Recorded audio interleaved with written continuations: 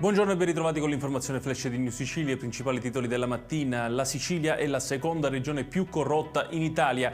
Questo quanto emerge da uno studio dell'Associazione Antimafia Libera basato sul numero di indagati per corruzione e reati affini. Quest'anno sono 82 i soggetti finiti sotto accusa di mazzette nell'isola, seconda solo a Lazio.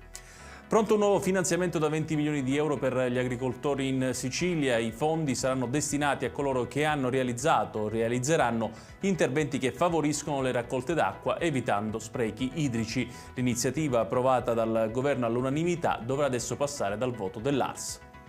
Un 18enne e un 33enne sono stati arrestati dai carabinieri di Petrosino nel Trapanese. I due avevano all'interno di un appartamento un deposito di droga con diverse sostanze pronte per essere vendute. Entrambi sono stati colpiti da misure cautelari. Pesanti disagi per via di un incidente stradale questa mattina lungo l'autostrada 19 Palermo-Catania nei pressi dello svincolo Termini Imerese in direzione Catania. Coinvolti 2 veicoli e un mezzo pesante. Il bilancio è di 2 feriti.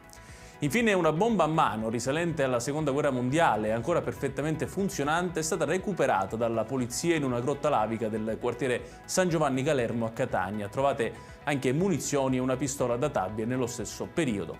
Ed è tutto per questa edizione. Tutti i dettagli su queste notizie li trovate come sempre sul nostro sito www.newsicilia.it. Grazie per averci seguito e buon proseguimento di giornata.